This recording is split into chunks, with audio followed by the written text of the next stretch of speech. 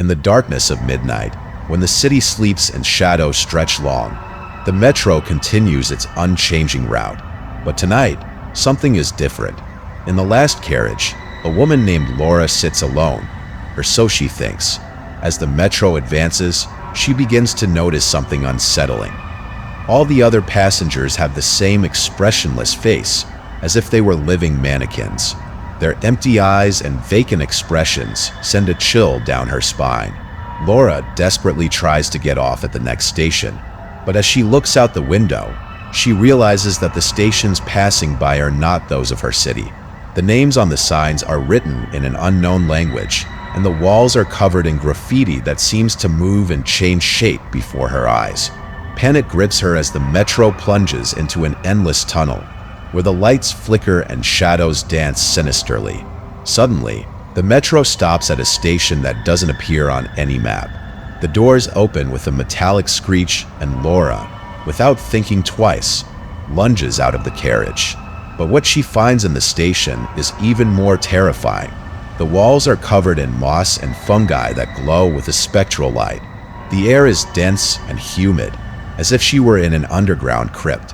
In the distance, she hears whispers and laughter that seem to come from everywhere and nowhere. Laura advances cautiously, her heart pounding in her chest.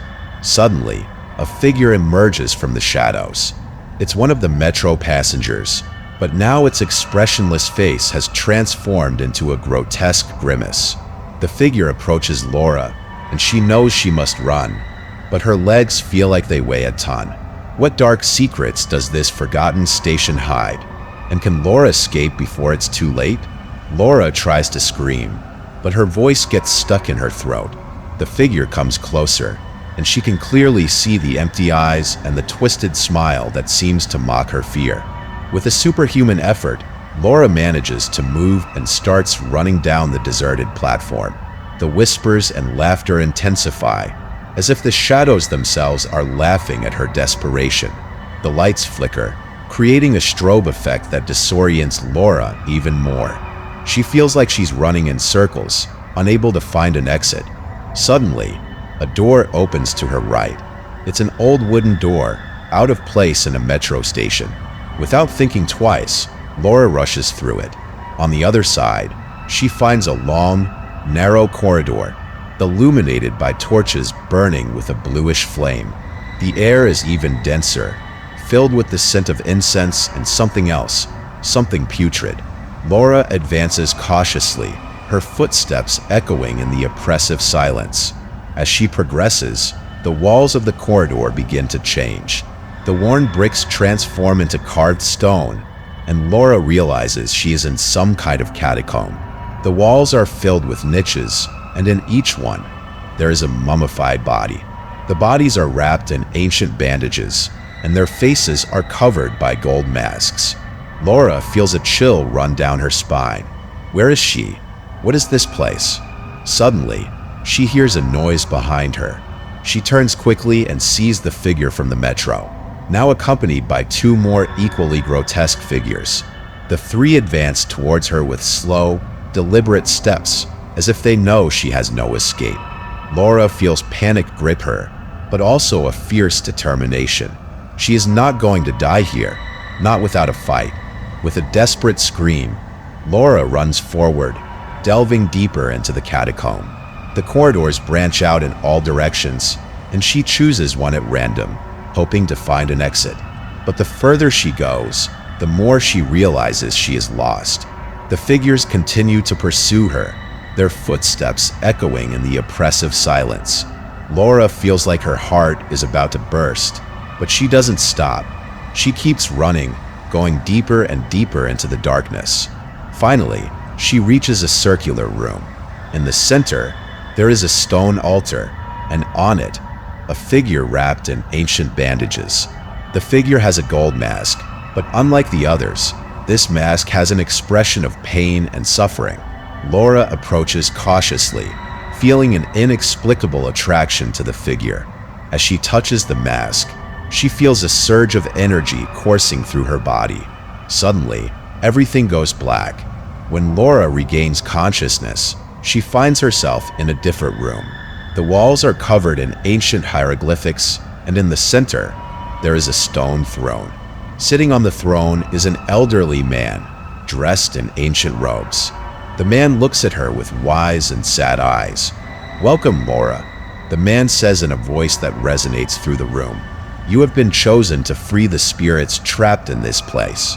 For centuries, they have been condemned to wander these corridors, unable to find peace. You are the only one who can free them." Laura feels a chill run down her spine. "How can I do that?" she asks, her voice trembling. The elder smiles sadly. "You must find the sacred amulet and place it on the altar. Only then will the spirits be freed and find peace." Laura nods, feeling a renewed determination. "Where can I find the amulet?" The elder points to a door on the other side of the room.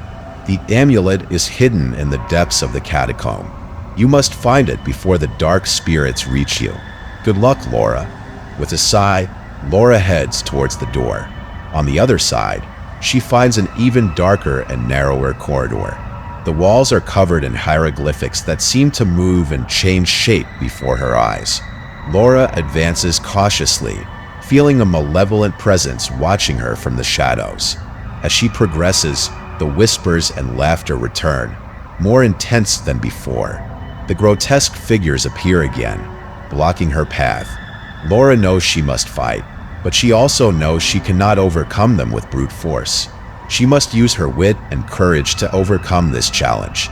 With a cry of determination, Laura runs towards the figures, dodging their attacks and using her agility to escape.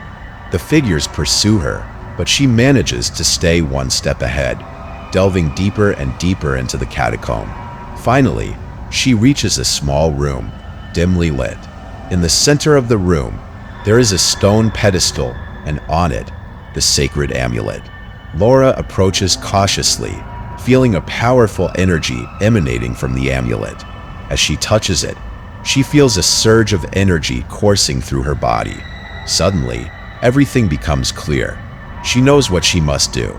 With the amulet in hand, Laura retraces her steps, dodging the grotesque figures and using her wit to escape. Finally, she reaches the circular room with the altar. With a sigh of relief, she places the amulet on the altar. Suddenly, a bright light floods the room, and the trapped spirits begin to rise, free at last.